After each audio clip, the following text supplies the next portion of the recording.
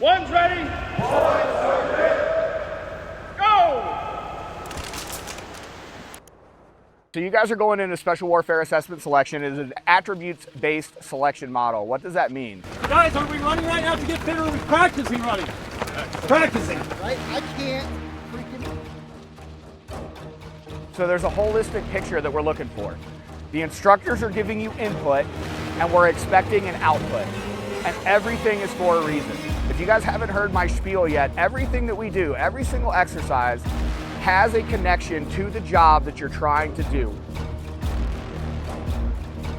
We don't want people at INDOC, Special Warfare Assessment Selection, whatever they're gonna call the new course when it inevitably changes somewhere down the road. I don't care what they call it. What I need is you to show me the raw materials for the things that I wanna build you into. Just like everything else, it's a crawl, walk, run. I'm running keys just like this. All the way to ATC, you never quit. All the way to ATC, you never quit. Hey everybody, welcome back to the Wedge Rig Podcast. You're in Team Room. We've got a returning guest, Bane. Appreciate you being here with us. Dude, good to be back. Yeah, of course. Appreciate you. So let's talk about, we're just going to jump right into it because we already started talking about it beforehand. Yeah. And then we didn't hit record yet. So, and I don't like losing content, and everybody else knows I don't like losing content. All right. So you are I'll just say, as cringy as it may sound, a combat pilot, right? Sure. You fly the F-15E, and so you have combat experience, and we're going to focus around human performance with this, right? So in your time, in those combat experiences, and we'll take training too, like what have been some of the limitations regarding human performance that you have experienced? Yeah, I mean, I think that's a good question.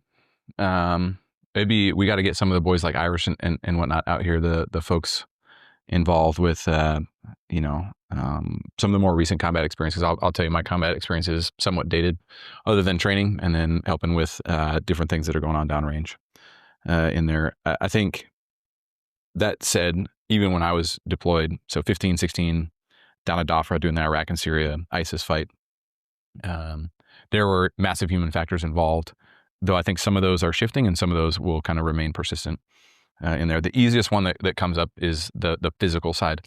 The combat there wasn't physically demanding from like heart rate up, sweating and whatnot, but you're sitting in a cockpit for 8, 9, 10, 11 hours. Yeah. Which the seats are not designed for that. No, what I can't remember if we talked about this last time, but what I always tell people, they're like, deployment must be fun. Like, what's it like to fly a fighter in combat? And don't get me wrong, it's awesome. It's incredible doing the job. You work with some phenomenal people. But the example I use them is, I want you to go to your toilet and I want you to close the toilet seat. And then I want you to get your fishing vest and I want you to load it up with 20 pounds of shit in the front. And then I want you to pack a PB&J and a Cliff Bar, right? And then I want you to get another Ziploc-bag. Make sure this one's extra sturdy. And then I want you to sit there for 10 hours. And that's the food you've got. You can bring some water. That's fine. Only the amount that can fit in the map case size, though. And then when you have to pee, you can't use the toilet. You have to use a Ziploc bag that you brought. And like, you do that for a couple hours and you tell me, then you have the physical feeling of flying a fighter in a combat sortie like that. And I would say that's one of the ones that's going to remain persistent. There's a lot of senior leader talk right now, especially in the Air Force, about how we have to start training for long duration sorties. In single seats, right? They want us to go in the sim and tell them what it feels like to fly. What are the effects of flying a 15, 16-hour sortie? We don't have to tell you. We've been doing 8, 9, 10-hour sorties, and the dudes that do that regularly downrange, thankfully, some of the basing moves have kind of shortened those. They're still flying 4 or 5 hour sorties. They can tell you what the effects of that are physically, and then also what that starts to do with another one I think will remain persistent, and probably in your warfighting experience too, is your ability to focus and your mind's, your actual cognitive ability to remain on task as you go through hours and hours and hours and hours of boredom.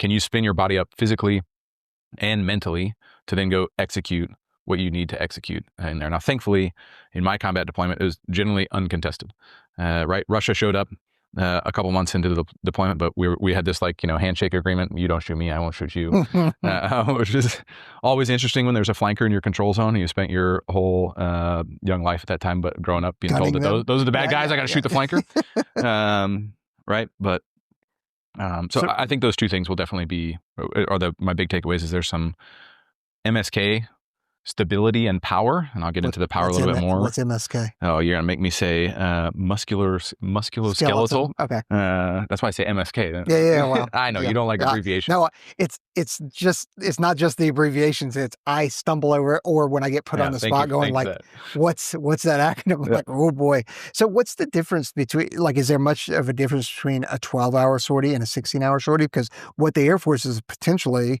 asking us to train to and do is fly, and I say us, big airmen, big A airmen, sure, fly 16 hours, then do your operations. Yep. Not like, hey, within that 16-hour vol, you're going to be doing like out there, fight for an hour, come back. Yeah, like it's 16 hours out, fight, yep, and then you got to recover. Yeah, there's a massive difference, I think, between that model and what we do now. If you will. Is there a difference between if I were to do, drive 8 hours, fight, and then come home versus drive the 16 hours, fight? I think at a certain point in time, probably not, but scientifically and academically, I guess I couldn't answer that. But I think our current construct now dictates that, or tells me that at the end of that, like 16 hours, I would be coming and landing. And now you're telling me that's when I have to fence in and be at my most alert. In there. So I'm not sure if that was the question, but it's definitely different than how we execute now. My longest sortie ever was a 12.7. We did this epic strike over in Syria, and then came back, got diverted to do some on-call close air support. It was a funny story there for back in the vault. And then we get home, and there had been some Raptors escorting us because Syria was Russia's area. So they were doing some escort, and then they have to drop bombs and feel special as well to all my Raptor brothers out there. Yeah, the fifth legacy fifth gen that like to claim they dropped SDBs, which they did. They did. We usually hit their targets that they missed, but that's fine. It's not their fault. Just sorry. Anyway, well, they had gotten back to Dhofra a few hours before us since we got diverted to do some on-call casts, and Dhofra had a storm roll in right as they were getting back, and so they diverted half the Raptors. And there's apparently an agreement between our two countries that the United States will not move a certain amount of air power out of that region for fear of other partners in there. And so we held for another 3 hours. They launched a tanker, KC-10, just rest in peace, just to refuel us. Yeah. So we holding there. And that's where you get to the focus, right? Because now you're holding, and they're like, hey, we think the weather's good enough. I'm like, hey, go shoot an approach. Right. And it turns out the weather's not good enough. But you're shooting an approach, something you can kind of do on autopilot if you're at the end of a 1.5 from uprange and you're tired and you're in a jet that was combat loaded. So it's got some weird drag profiles to it, depending on what you still have on there. It's an airfield that you're used to, but it's still not, Nellis that you've flown for years or your home station. And now you're asking that brain to kind of wake back up, turn back on. Hey, you weren't allowed to go to sleep yet, like you wanted to in there. So all I'd say, what they're asking us, what they think we are going to do, and the end effect, I think it's important to tie everything into effects. Yeah. Right? People get really wrapped up in, we're going to fly 16 hours, and we're fighting, we're doing all this stuff, and we're like, but everybody's, we're going to fly 16 hours. What are you flying 16 hours to do? You're flying 16 hours to project power, to project some sort of effect, to meet commander's intent in an AOR, right? In this case, we're talking Indo-PACOM. You're probably countering some sort of landing force or doing some sort of OCA or some sort of counter maritime strike in there. The mission set that you're going to ask people to do requires an unbelievable amount of synchronization across more domains than we are used to fighting in. And honestly, right now, more domains than we can train in due to a variety of reasons, whether it's airspace size, right, security concerns for not giving things away, authorities to actually go train. The Department of the Air Force just did its first department level exercise and you should ask some of the folks involved with how that went. Even when the Secretary of the Air Force says, go exercise, there's authority issues in merging all of those desired learning objectives and the goals of the exercise. And are you exercising? Are you campaigning? What are you doing in there? And so you're going to send a force out to fly longer than they have ever flown and ask them to do something more complicated, likely more dynamic, and potentially that is the first time they're executing that.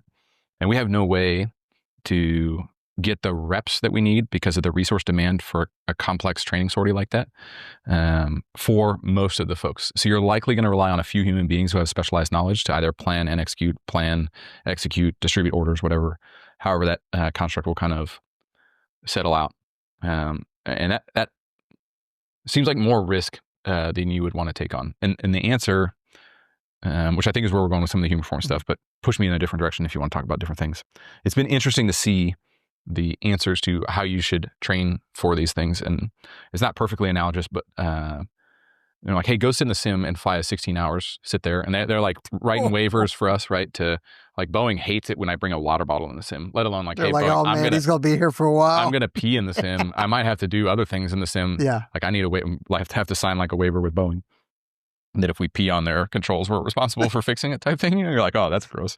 But they're like, go train in there. And the analogy I've tried to pitch is like, I never run a marathon. I like to run less than 1.5 miles. Pitch for not running 2 miles, please. Right. But more of a sprinter myself.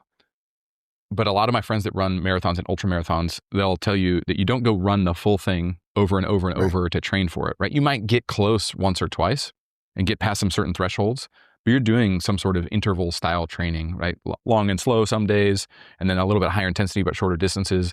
And that accumulation over time gives you the capacity to go execute. Yep. It's not a perfect analogy, but I view it a little bit in the same, is that we need to be looking at our humans and going, okay, what is the capacity? What are in our alter and the human performance approach that we're taking? What are the basic performance requirements or resources, basic performance resources or BPRs that my humans need to have to then go conduct this mission and then make sure that they can achieve the effects that are required of them on the backside of that mission and there. And I think we're just thinking about how do we replicate, right? How do we rehearse, I think is the right word.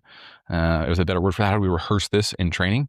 And I don't know that the fight that we think we're going to have, if we ever go fight a peer adversary, is rehearsable given current resources and current training. No, training restraints. I don't think so at all. And really, we're highlighting one problem, right? We're talking about long duration. That is literally kind of all we've talked about. Long duration, and then be able to upregulate. I've got to fly, pull some G's and do stuff, and then downregulate and now recover, right? So we're talking about one problem.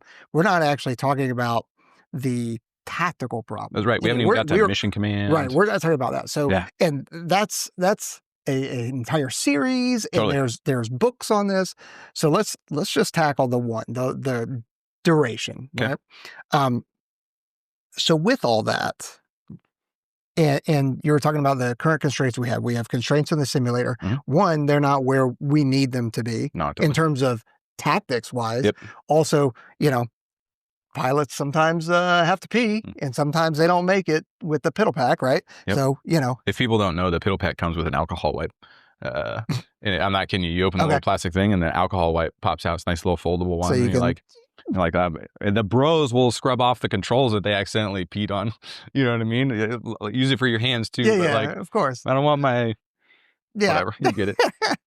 So what we've got to find then is a way to, since it's unrealistic for us to go spend millions, because it is millions of dollars at least, to go fly one vol of a strike package, 16 hours, fight, and then recover wherever. Not recover 16 hours back, but recover somewhere, right? Yeah, totally. Millions upon millions of dollars.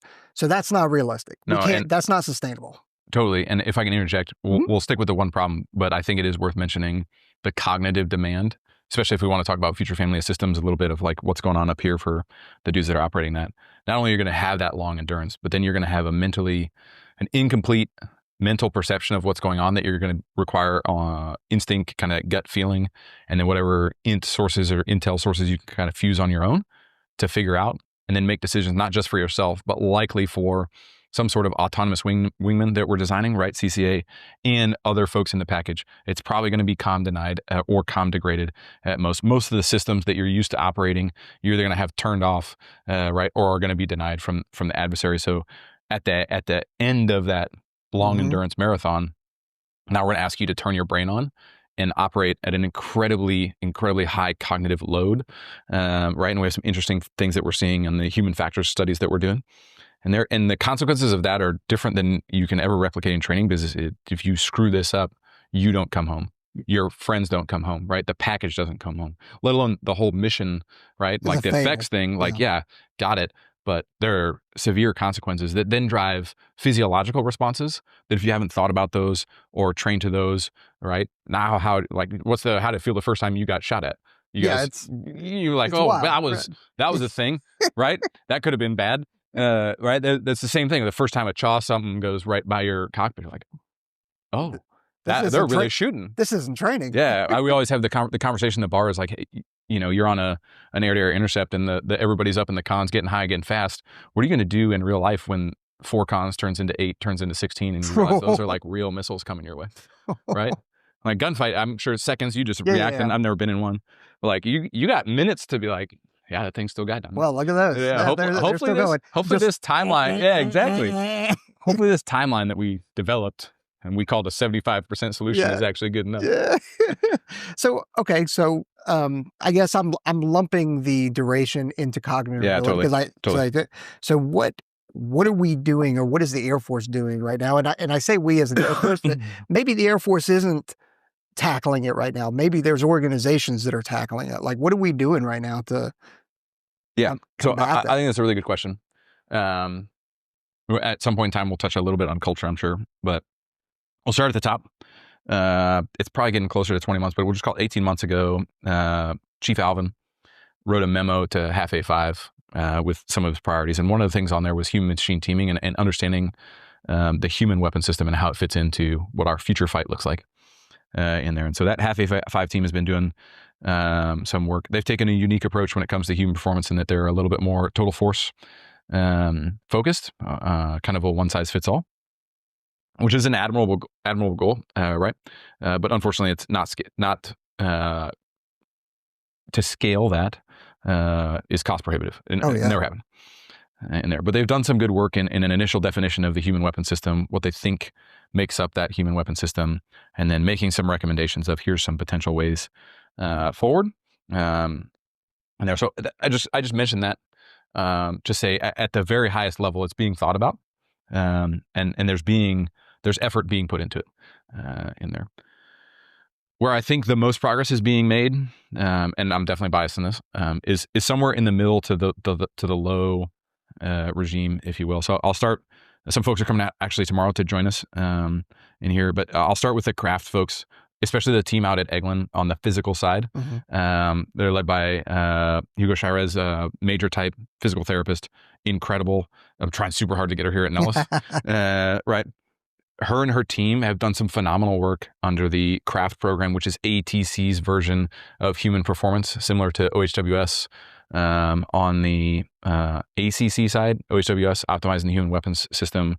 I'm totally blanking on CRAFT right now, but bottom line, they've done some really good work, Hugo and her team, on the physical side and kind of setting a baseline for where that's going. You've got Major Barry Scott, who potentially, him and a couple of other folks, but I'm most familiar with him, has kept OHWS alive, right? And then there's a couple of different bases. Langley's doing some cool stuff, right, as part of ACC and what they've done with their facility and some of the different things that they're getting after in there. You look at Luke, right, which is where Major Barry Scott came from before he went to ACC to headquarters there.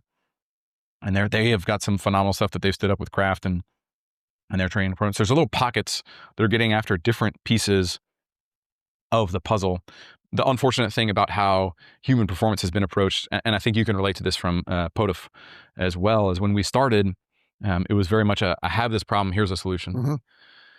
And we did a poor job understanding the root of the problem and what are the things that are actually causing the problem. You have this pain, where's that coming from, right? Every single fighter pilot will tell you they have back and neck pain. Well, yeah, I mean, when you guys are pulling G's, or if you got a backseater that's not prepared for a, and all of a sudden their head's pinned, I mean, that's not great. And, no. It's the point is that what we're talking about in terms of OHWS and CRAFT and so that, it's not just about pain. That's right. And pain management. That's right. It's not just about optimizing somebody physically. That's exactly right.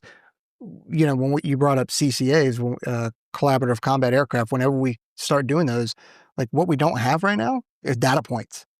That's right. From the brain, from the human. Yep. And as far as I know, nobody's really getting after that yet. Sure. There's some stovepipe efforts, which is, I think that's so I'll close out kind of a little bit of that. I think that's where we're going. It's like you have these pockets on the physical side, which are the easiest ones to point to, especially at an unclassified level, right? Open source, but none of them, like you said, it's not about pain, but pain was the thing that people were complaining of. All right, we're like, here's a pain solution, right? And that's great. I can go get worked on by the athletic trainer, the strength coach. I can get a massage by a licensed massage therapist, but it's not fixing any of the actual problems that I have, right? It's just putting a Band-Aid on it because we're not measuring the problems and we're not getting after that, to your point about data from the brain in there. And when you look right to the cognitive side, you're like, well, we hired a CPS in OHWS. Good. Cognitive performance specialist. And I'm like, what does this CPS do? What do you want them to make me cognitively better? Okay. That's really broad. There's 100 million ways that could happen. What are you struggling with? Right. And so we didn't set out the goal of these is always to make the air crew in craft and OHWS their purview better. There's 2 more programs that are kind of coming online. I'm going to mess up the names, but one is in Global Strike and then one is in AMC in there. So it's good because this needs to spread beyond 11 and 12Fs, right? This needs to spread to the warfighter as a whole. How do you contribute to operations? Let's optimize you to do your job, right? But the first thing we need to do is understand what problem are we trying to solve, and then what is the end result that we want. And what we have done here at Nellis has gone out and done a bunch of exploration with all of these teams, done a bunch of data gathering. We're working with a phenomenal company called Improve Group that's a really good integrator and architectural design company to go. We don't just want a facility. We don't just want a program. We want a thing that shifts the culture around what human performance is for and understands from a holistic perspective what it takes to be a warfighter. And I don't use holistic, like you might hear from like a True North, where I need all the pillars or financial, or whatever. spiritual, No. all that kind of stuff. How are you physically? How are you cognitively? And how do you work together as a team, with a team? Right? Those are the 3 things, kind of the 3 broad categories that we've binned everything into right now, right? And we're beating up what's called, as we've kind of taken all this information in, Improve Group and one of their subcontractors, McKean Wallwork, has helped us do a massive cultural study on Nellis and in particular the weapons school, though we think that kind of scales to big Air Force, right? We're taking the scientific approach to go, what's the problem? Right? Well, the problem is, if you will, is that right now the Air Force has no enduring and call it statistically relevant method to measure the capacity and capabilities required to be a warfighter in this fight and in the future fight. Right? Simply said, there's some smarter folks out there that are helping me write a couple of documents for Headquarters Air Force that I think will say that better in there, and we'll send that your way, and we can talk about it more once it kind of becomes official in there. But we don't. This is not a thing that we do, and so as we build and acquire new technologies for our future fight, right, you risk unintentionally running the operator off the loop. You risk task saturating them or cognitively overloading them. And now, while you design this machine to be incredibly lethal, you left the operator somewhat out of that loop, and so the machine's lethality will default down to where the operator is, or it will come down lower as it maybe improves that operator a little bit more. And it's akin to Bishop over in 422 test. I'm blanking on it. Bishop Asmer, super smart dude. Has a great analogy when he talks about this. It was like, I can hand a calculator, right, to a PhD mathematics student, and they will do phenomenal work with that calculator, right? And they will both make each other better. I can hand that same calculator to me. I was gonna say me, but to a kindergartner, right? And you'll get nowhere near the level of work that you got from that PhD. And it's not because the calculator sucks. It's the same calculator. Same capability. That's right. But it's the human, and it's the difference in there. Not to say that what we have now is the equivalent of a kindergartner and we're trying to get a PhD student. No, but what we are dealing with and what we are seeing is burnout. Big time. And I don't mean burnout like, oh God, I've been on the road so much. I'm talking about burnout as a whole, and you could say holistic or whatever. But so we have started doing a baseline whenever we get students in, is a baseline of where are they at cognitive. Like we do these brain tests, we give them whoops, and what we're finding right now is that they are arriving burnt out. That's right. And then over 80% of them, the medically accepted biomarkers of a burnt out brain or on the way to burnout. Right. Entering. Before we put them through 5.5 months of craziness, and then also a tier 1 followed on by a tier 2 assignment. That's right. So we're receiving it. So what we've got to do, we've got to figure out, and I think this goes back to culture, is we've got to figure out how to the taskings aren't going to slow. They're only going to stay the same or increase, right?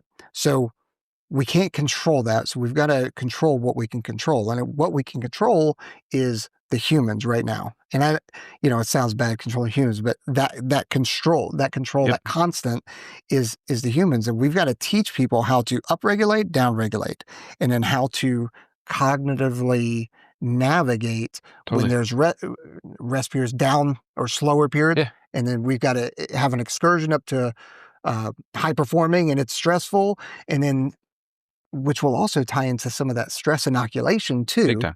But I mean, so you had mentioned it already with Improve Group, and we've got Alter. Yep. And it's a ALTR. That's right. Yep. It's not an acronym. Nope. The whole point of it is it's a play on words. It's Alter as in ER, and then it's Alter as in AR. That's right. So you go to a place, an altar, to sacrifice yourself, right?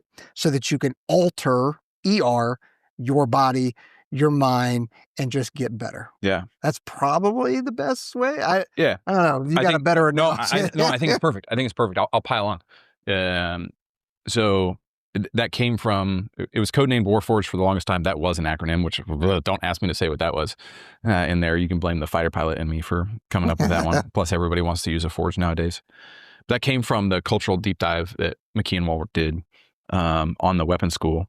And one of the really cool things, right, gives me goosebumps even now thinking about it, because you're proud to be a part of something like this and to help influence folks' lives. So you step all the way back, right? Totally alter your body, alter your mind. But when people volunteer to join the service, they are altering their life in ways that they can never know, right? Every career is going to be different. Every profession is different, and every person is different. And at the same time making a sacrifice. But when you take that into weapons school, one of McKee and Walworth's observations was, man, when we watch you guys as students, and we watch your cadre, we don't know that we've ever seen a place that it embodies more this hero's journey, right? This call, this alteration of your past. So that's a little bit of where the alter came from as they come to weapons school. And then we know in the hero's journey, right? You can Google it because I'm not going to go through all of the 12 steps, but essentially somewhere in there, right? Luke is in Tatooine and he's going to do the thing and go fly, and then boom, Uncle and Owen burned up, and now off with Obi-Wan Kenobi, and we're on this giant adventure, right? Path is altered in there. So it's cool to hear them talk about the hero's journey and then relate that to some of the stuff. I'd never put that together in there. And oddly enough, or not oddly, probably actually very intentionally, we have the Sword and the Stone, one of the original hero's journeys, right? That sits right down the hallway with the Heraclitus quote about the one in there, which is another part of this. But I think the more important part is their observation as they did surveys and gathered a bunch of data, and to a T, everybody, tons of these, a lot of information. Everybody that they talked to said, when they asked, like, what makes the best weapons officer? What makes the best instructors? What makes the best that you work with? And the common theme was humility, right? And how do you have humility? I mean, humble. How do you have to at some point in time be humbled, right? Which usually means in lockstep with the hero's journey, something has to die. Yep. Right. And so you go to the altar to make that sacrifice, to have that something die. So that's the play. You nailed it. Just to pile on kind of some of the stuff that we saw from the positive on the cultural side. McKee and Walworth did some good work there, kind of informing us of how this went. So yeah. And I mean, all that to say, like the whole reason why we bring it up is because we have identified this durability problem, this Totally. long duration, cognitive burnout. We're already seeing people that are burnt out before they even arrive here. And what are we doing to get after it? And that's what Alter is. So what can we expect to be inside of Alter, and what is the kind of end product? Yeah, that's such a good question. So in full transparency, when we started this, you were here, you were in uniform back in the day, maybe a little cleaner shaven, although I like the beard look a lot better. We started this as the same pursuit, right? We need a human performance facility. But I think we're on the backside, or I know we're on the backside of the Air Force's human performance wave, right? Pilots don't need more free massages and beer. There's some drastic misunderstandings of what the human performance program is trying to get at. Don't get me wrong. I like massage and it's great. Yeah. But I always offer people, especially the ones with the clearances, like, If you want to understand why a pilot needs an athletic trainer and an LMT and a physical therapist, come fly with me, right? We'll put you through the flight clearance, and then we'll go rip around at 100 feet and just sustain 5.5 Gs and for 5 minutes, and you see how it feels, and then 5 Gs for 5 minutes, and we'll just do that, and then you can tell me if you want to go get a massage or get your spine realigned in there. But so. We're trying to, we got to do this human performance thing. And I think you, myself, the whole team here sees it. They're like, this makes sense. What we didn't have is that return on investment argument, that how does this improve mission outcomes? And then how does this feed the future fight?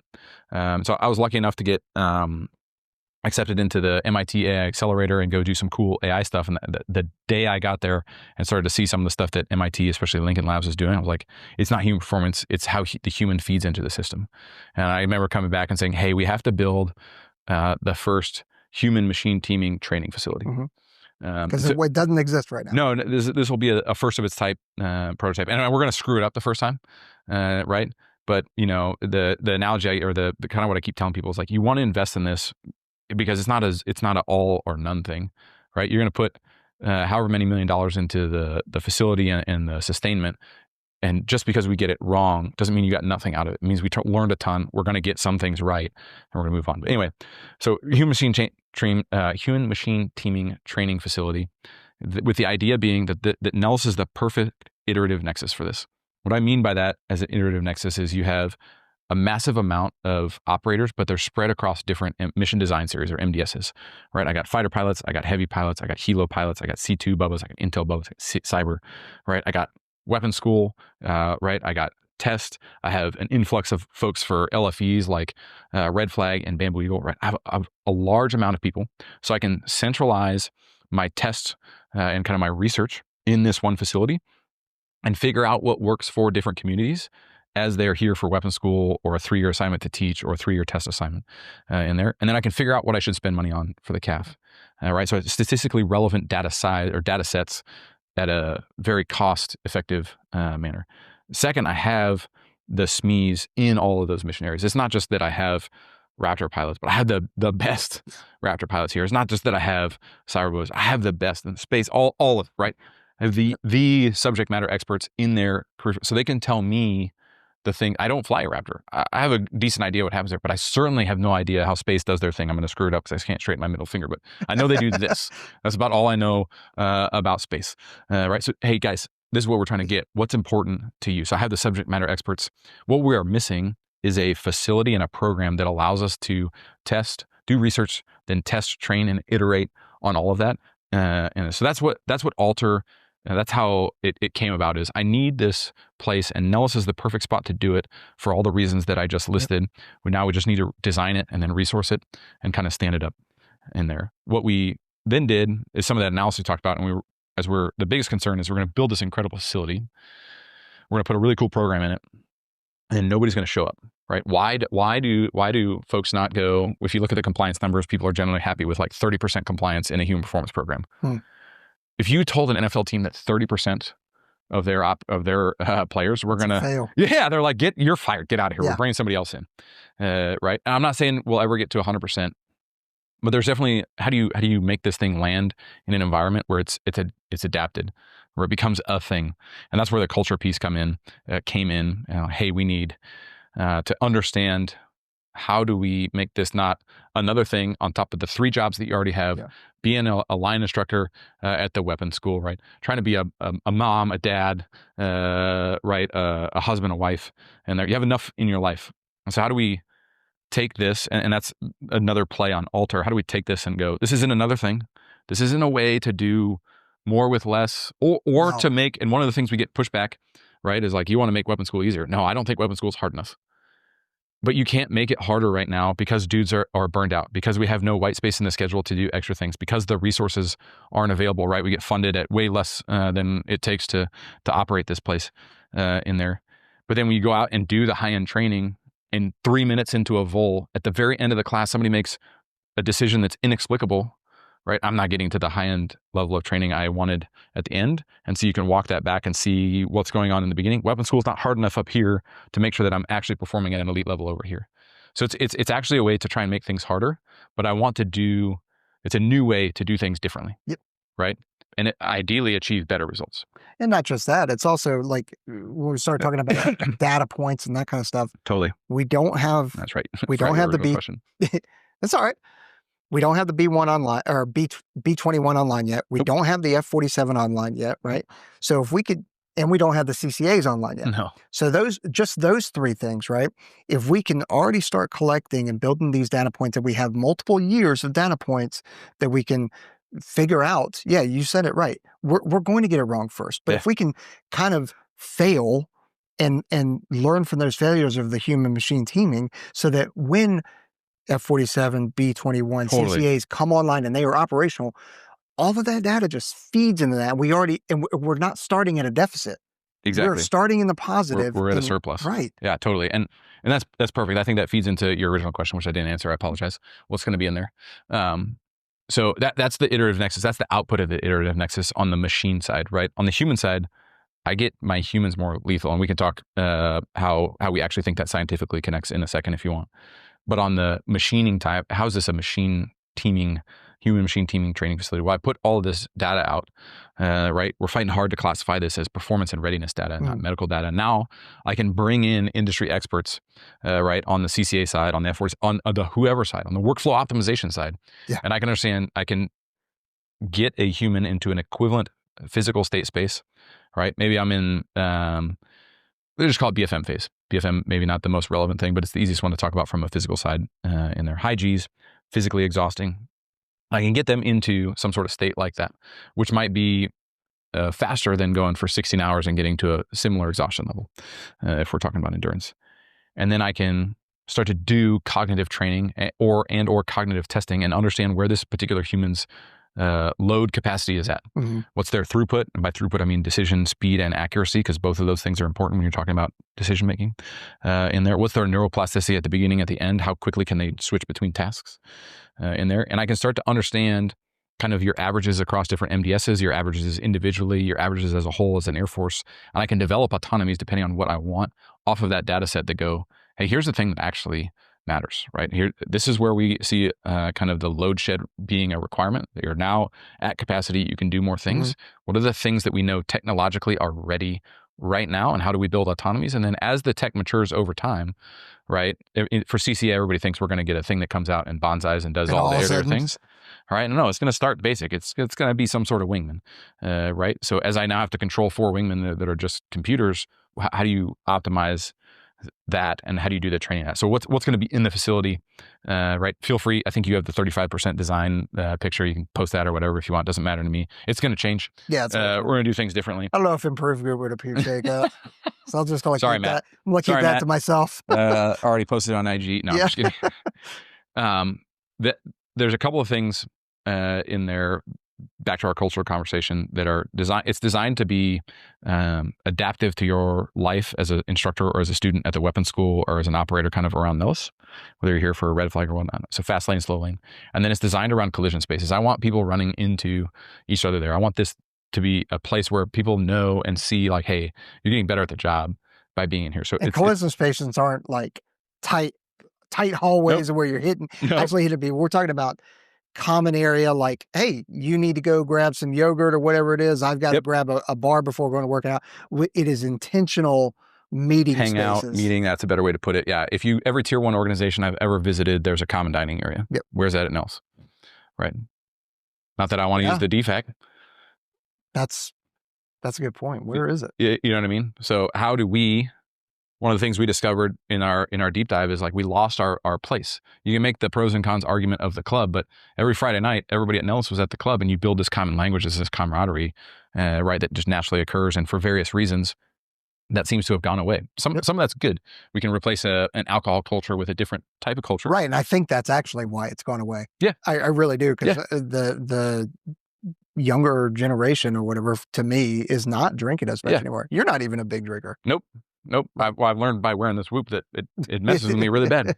Actually, what I've learned is I need to get drunk before about 1600, and then I can be hungover when I fall asleep and I recover. No, I'm kidding. That's the trick. Day drink. There's your human performance tip. No, but we've lost these collision spaces, these meeting spaces, and so it's designed to be that. There's intentional open space to hang out, right? There's an area, not just because it's to hang out, but because it also correlates with a lot of cognitive things. There's an area to sit down and play video games and to compete in those video games against the bros, right? Throw back to the Halo days. With That's a right. leaderboard. Who's the best like first-person shooter? And people are like, that doesn't make sense. Well, it actually correlates a lot to the cognitive demands of doing your job. So there's a lot of collision spaces in there. We're not just going to go in there and play video games. So hopefully whoever's against this doesn't just turn off your podcast right here and will listen to the other part of this. Only my parents and family are listening to this. That's it. Perfect. And so there's kind of your traditional, we have some incredible folks designing what you would call your traditional gym, if you will. More of a, I'm going to say functional fitness, but I don't mean that in like the functional fitness that eventually turned into CrossFit and all that. What I mean is, what is the demands of your job? And then how do I build a program around optimizing you physically to stand up to the rigors of your job that goes in ebbs and flows based on the phases of training that you're in, where you spin up to deploy, BFM phase, ACT phase, WISNT, you're on a break and doing a lot of sitting in meetings, whatever that might be. I'm not going to spend a lot of time on that. That's kind of a known solution in there.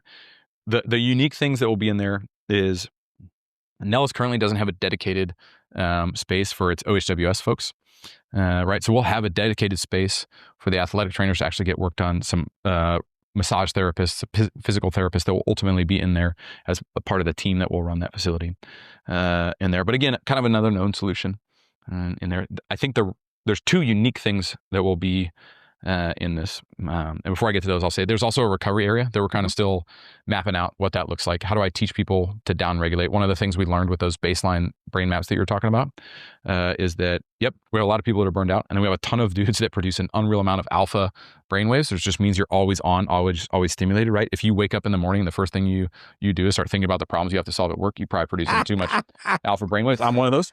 Aaron and Trent call that GWAT Jerry. That's what they call that. Nailed it. We didn't put a sign up in our facility on that one. It's the GWAT Jerry treatment facility.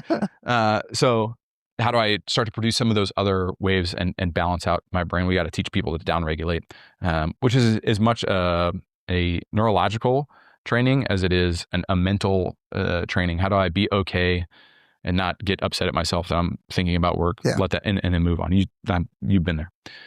So the downregulation recovery area will be in there. But the two things I think that are going to set this apart and be unique, one, the data infrastructure that goes all around it, but that data infrastructure is mostly to feed what we're calling the lab in there. And the lab is a little bit, the initial version of it is going to be what we saw, the UFC PI. So UFC Performance Institute has been phenomenal partners in opening their doors to us, coming out here to hang out. Shout out to Roman and the team out there. They've been awesome to check out. But what Roman kind of took this from, we have this squishy idea, and as he was talking about what the UFC did and why they did it, really codified it for us and a lot of the team members that were kind of having a hard time understanding how we wrap this in there. So they do an interesting battery of tests. Obviously, they're very focused on physical. There's some mental and some stress inoculation that happens there, but mostly focused on physical in there. So they do some unique tests, which I won't get into too much of the details. That's UFC's thing. But we're modeling some of our physical state space replication after those tests. But now I'm going to throw on some biometric monitors that they care less about, particularly on the brain. So I can measure brain activity, because I'm not just going to have you do some sort of watt bike test. I'm going to have you do a watt bike test while you're doing a cognitively demanding task. So I can understand what your physical baseline is, what your cognitive baseline is, and then what those two are together. Right. Then I'm going to have you do the same thing in this brain lab or in this lab. Right. But I'm going to have you do it as a team. And now I get to understand, well, you might be incredible, right? High performance. You're maybe some sort of low trust, low team player, and I need to work on your ability, your social ability to interact.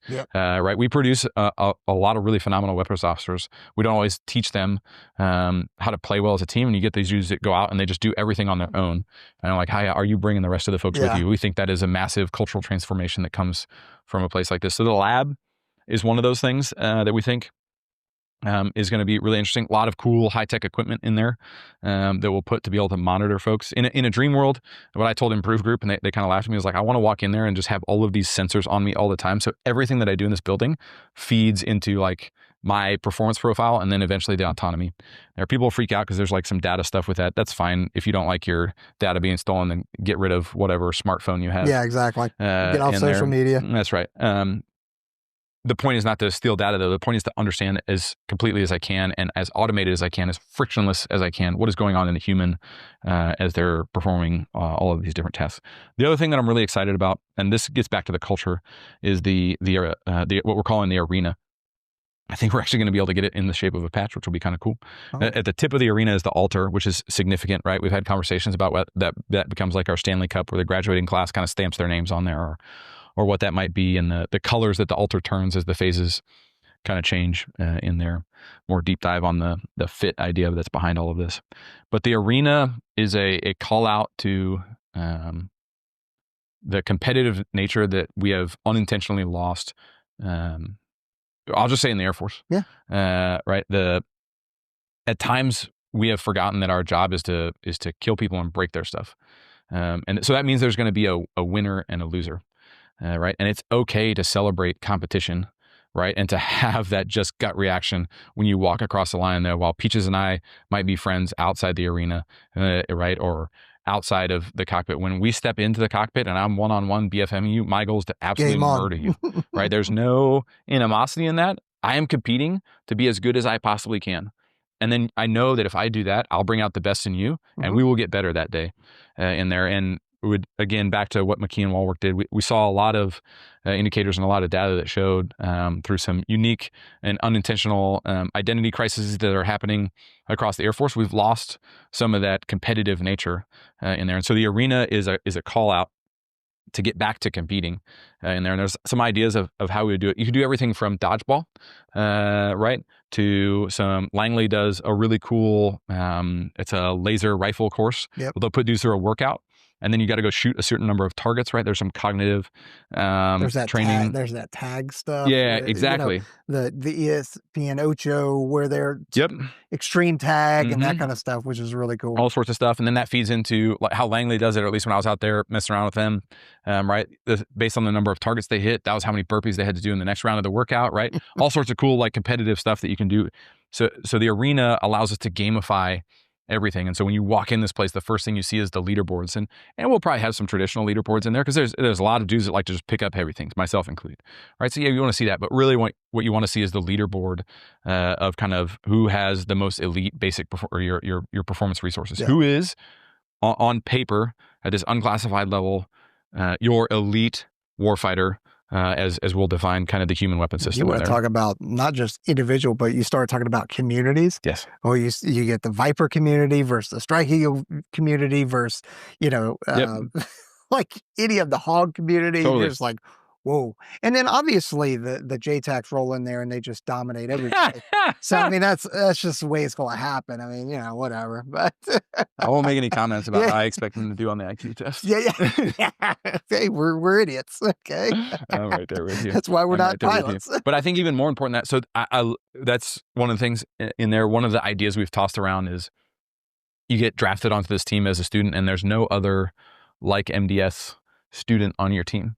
Right, so now you got a Viper dude and an F-22 dude, but then a Cyber on Intel, an AC-130, a C-17, and all of a sudden you have this diverse team, and you look around, you're like, this is weird. I don't like anybody. I don't know how to do all these things. They don't understand me. They don't know what bonsai means. But you're in these competitions, and then all of a sudden you get to whiz in. You're like, I've just been working with these people this whole time. Yeah. We've been competing together. It's okay to compete, right? And when I say we've lost our competitive edge, it's not intentionally a spirit that individuals at the schoolhouse and individuals, what it is a spirit is kind of a little bit bigger Air Force, and then how we treat how our training, our exercise fatigue, and the things that take away the ability to do some of those more competitive things. And again, this is then now trying to reinvigorate that from the ground up and go, it's okay to want to win. It's great. It's okay to be upset when you lose. Right. And we've lost a little bit. Well, my hope then is that as we try and bring back this competitive mindset and all this kind of stuff, that we also bring back because we've gotten risk adverse big time in the Air Force. Big time. And I'm hoping that bringing back the competitive edge and competitive, whatever you want to call it, mentality, that will also just kind of inherently bring back like, okay, it's okay to take risks. the calculated risk, you mitigate when you can, That's right. but it's okay. Like, hey, sometimes some shit's going to happen Yep. and things can't go wrong. And there's no amount of checklists or inspections or training events that's going to prevent everything from happening. Yeah. No, I think that's a great call out to one of the things that has subverted the culture that we want to create, is the risk averseness in there. And there's no one to blame but ourselves, right? Yeah. You look at, why would you take a risk as a squadron commander now, when the ones that do take those risks, that report accurately in DERs, or that sing out when they need resources that they're not getting, just get crushed because you must produce this many, you must fly the flying hour program, you have to make RAP. Not like, shame on you. Yeah. Why are you not in there?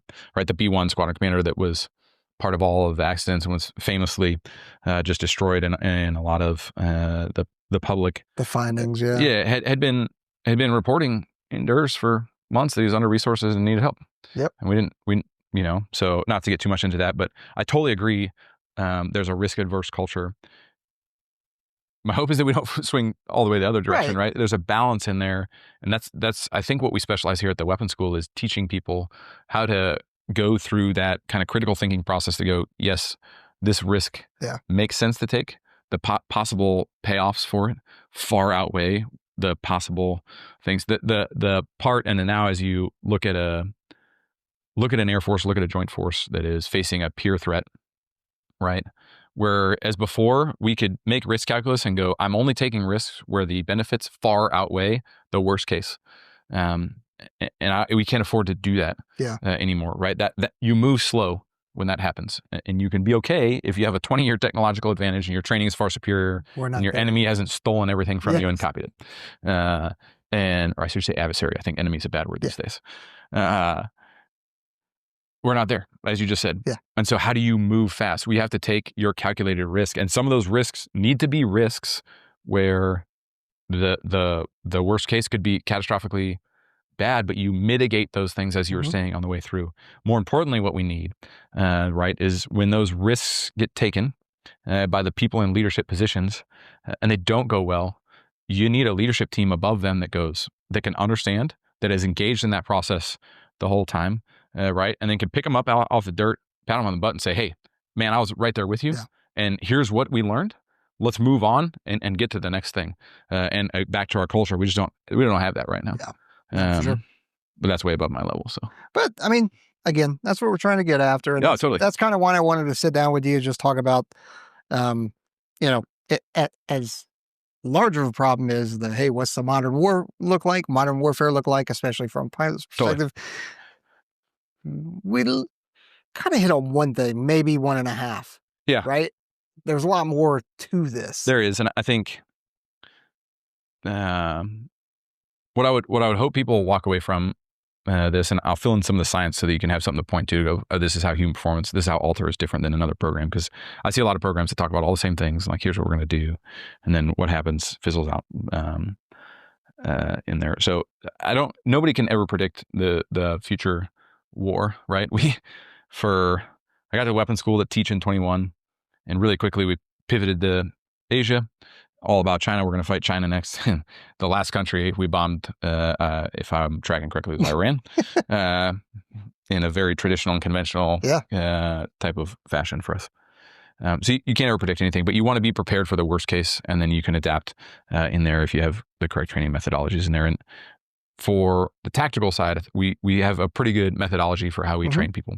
On the human side, we don't have that, and it's because what we were talking about earlier, we haven't figured out what to measure correctly. And so our approach has been, and as we stand this up on the test side to then implement it in weapons school, to go, hey, with our end goal being increased mission effectiveness, increased lethality, if you will, what are the high-level tasks, right? This is a model-based human systems integration approach, systems engineering.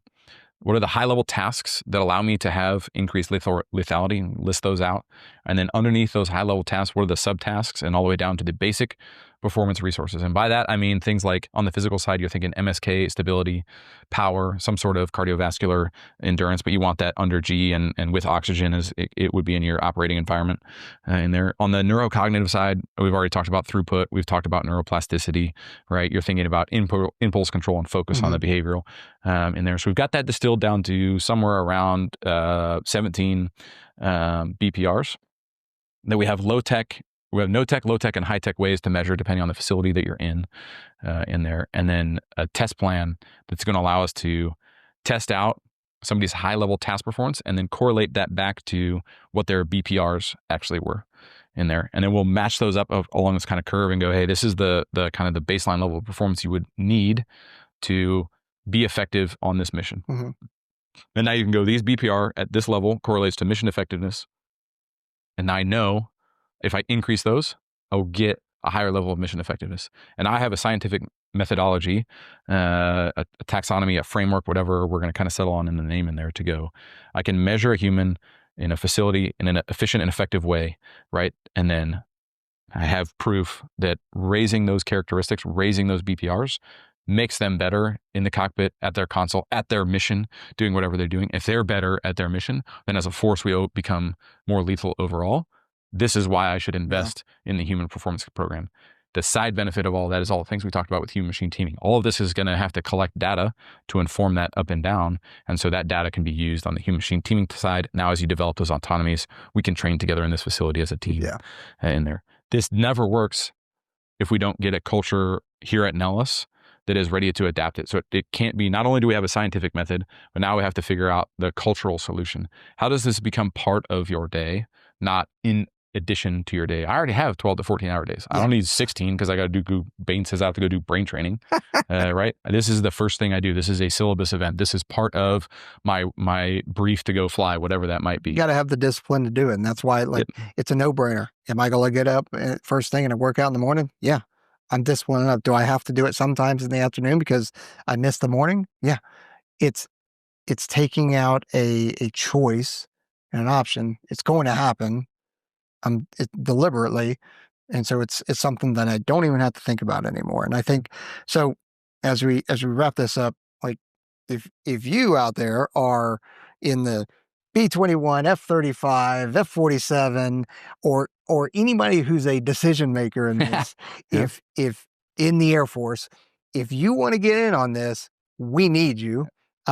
We need your support. We need your, some funding and all that kind of stuff. And we're working towards all of those things, right? Like this isn't just Peaches and Bane talking about, like, this has already gone all the way up to the 4-star generals. But we are in a fiscally constrained environment. Sure. And so it's tough because we are trying to fund F-47, B-21, CCAs, fix KC or KC-46 stuff, F-15EX. Stand up in the AU. Right. Like we're trying to do a whole bunch of things. So if you are interested in it, you want more information, definitely hit us up.